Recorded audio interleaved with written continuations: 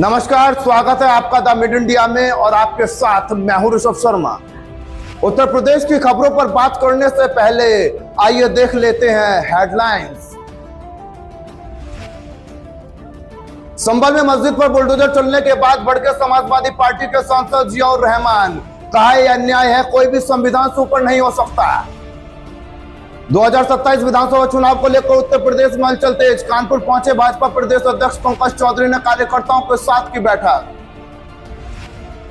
Congress party की सदस्यता नहीं लेने पर डॉक्टर के साथ मारपीट का आरोप। सरकारी डॉक्टर ने थाने में दी तहरीर, आरोपी की तलाश में जुटी पुलिस। और भीषण गर्मी के बीच देश में 17 राज्यों में भारी बारिश का अलर्ट जारी।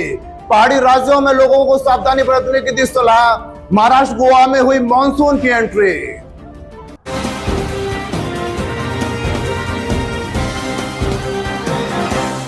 खबरों में सबसे पहले बात करेंगे संभल की, जहां मस्जिद पर बुलडोजर एक्शन को लेकर सपा सांसद जियाउर रहमान बकर और विधायक पिंकी यादव ने सरकार को घेरा है, जिसको लेकर बकर ने एक पोस्ट भी किया। उन्होंने लिखा कि जुल्म की इंतहा हो गई। लाख कोशिशों, गुजारिशों और कानूनी प्रयासों के बावजूद भी संभल प्रशासन द्वारा कसेरबा गांव में मस्जिद को शहीद कर दिया गया। ऐसा महसूस होता है कि अधिकारियों द्वारा आंखों पर पट्टी बांधकर एक तय निशाने के साथ कार्रवाई की जा रही है। उन्होंने कहा कि याद रखिए, भारत का संविधान किसी भी कानून के ऊपर होने की इजाजत नहीं देता। ये मुल्क किसी व्यक्ति, दल या सत्ता की जागीर नहीं। मस्जिद के शहीद किए जाने के बाद पूरे गांव में गम, दर्द और मातम का माहौल है। माँ बहनों की आंखें अश्कबार हैं, बच्चे सहमे हुए हैं और हर दिल इस मंजर को देखकर दुखी है।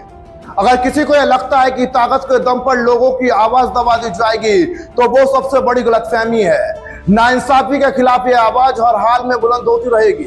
वहीं एसपी विधायक पिंकी यादव ने एक्स पर किए गए एक पोस्ट में लिखा कि संभल में मस्जिद पर बुलडोजर चलाकर प्रदेश की वर्तमान बीजेपी सरकार ने जिस प्रकार प्रायोजित ढंग से विशेष समुदाय, खासकर पीडीए समाज को निशाना बनाने व परेशान करने का वातावरण बनाया है, वह अत्यंत चिंताजनक है। वहीं मस्जिदों और दरगाहों पर आए दिन बुलडोजर की कार्रवाई हो रही है। यूपी में साल 2027 के चुनाव को लेकर सभी राजनीतिक दलों ने तैयारियां शुरू कर दी हैं। भारतीय जनता पार्टी के उत्तर प्रदेश अध्यक्ष पंकज चौधरी रविवार को कानपुर देहात के दौरे पर रहे। इस दौरान उन्होंने संगठनात्मक गतिविधियों में हिस्सा लिया और पार्टी पदाधिकारियों के साथ बैठक कर आगामी चुनावों की रणनीति पर चर्चा को आगे बढ़ाया। जिले में पहुंचने के बाद उन्होंने सबसे पहले आरएसएस के वरिष्ठ पदाधिकारी रहे रज्जन लाल मिश्रा से आवास पर मुलाकात की। पंकज चौधरी के कानपुर देहात पहुंचने पर पार्टी कार्यकर्ताओं में खासा उत्साह देखा गया। यहां उन्होंने पार्टी पदाधिकारियों और कार्यकर्ताओं के साथ बैठक की। बैठक में संगठन को बूथ स्तर तक मजबूत करने, सरकार की योजना को जन जन तक पहुंचाने और आगामी चुनावों की तैयारियों को लेकर विस्तृत चर्चा की गई। प्रदेश अध्यक्ष ने कार्यकर्ताओं को चुनावी तैयारियों में पूरी ताकत से जुटने का संदेश दिया है। अपने दौरे के दौरान पंकज चौधरी भोगनीपुर में आयोजित एक कार्यक्रम में भी शामिल हुए। भाजपा नेतृत्व का यह दौरा संगठन को मजबूत करने और आगामी चुनावों के लिए कार्यकर्ताओं में उत्साह बढ़ने की दृष्टि से महत्वपूर्ण माना जा रहा है। पार्टी कार्यकर्ताओं का मानना है कि प्रदेश अध्यक्ष के दौरे से संगठन को नई ऊर्जा मिलेगी और चुनावी तैयारियों को गति मिलेगी। कांग्रेस पार्टी के नाम से जन्मी सोशल मीडिया की यह सनसनी पार्टी अब गांव तक पहुंचने लगी है और लोगों की पिटाई का कारण भी बन गई है। यूपी के मऊ में घोसी कोतवाली क्षेत्र के एक सामुदायिक स्वास्थ्य केंद्र में गुरुवार को एक चौंकाने वाली घटना सामने आई। ईसीजी जांच कराने आए एक युवक पर आरोप है कि उसने कांग्रेस जनता पार्टी की सदस्यता लेने का दबाव बनाया, जिसके बाद सरकारी चिकित्सा द्वारा सदस्यता लेने से इनकार करने पर युवक ने उसके साथ मारपीट कर दी, चैम्बर में रखे सामान को क्षतिग्रस्त कर दिया और जान से मारने की धमकी देते हुए मौके से फरार हो गया।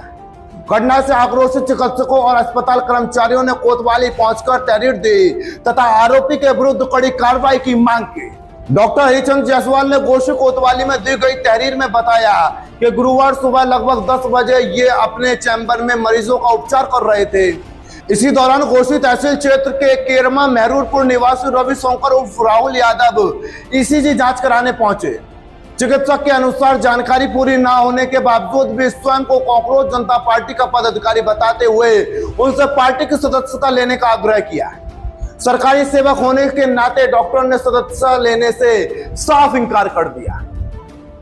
आरोप है कि इसी बात से नाराज होकर युवक आग बबूला हो गया और चिकित्सक के साथ मारपीट शुरू कर दी। पुलिस ने तहरीर दर्ज करके आरोपी के खिलाफ कार्रवाई की तैयारी कर ली है। भीषण गर्मी के बीच मौसम विभाग ने देश के 17 जिलों में भारी बारिश का अलर्ट जारी किया है। आईएमडी के अनुसार इस दौरान 90 किलोमीटर प्रति घंटे की रफ्तार से तेज हवाएं चल सकती हैं। पहाड़ी राज्यों में लोगों को सावधानी बरतने की सलाह दी गई है। वहीं महाराष्ट्र, गोवा में मानसून की एंट्री भी अब हो गई है। देश के कई राज्यों में पड़ रही भीषण गर्मी के बीच मौसम विभाग ने एक और नया अलर्ट जारी किया है। मौसम विभाग के पूर्व अनुमान के अनुसार अगले 12 घंटों के अंदर 7 जून यानी रविवार को यूपी, बिहार, महाराष्ट्र, केरल, तमिलनाडु समेत 17 राज्यों में मध्यम से लेकर भारी बारिश हो सकती है। इस दौरान 80 से 90 किलोमीटर प्रति घंटे की रफ्तार से तेज हवाएं भी चल सकती हैं। इसके अलावा पहाड़ी राज्यों में भी मौसम बिगड़ने का अलर्ट जारी किया गया है।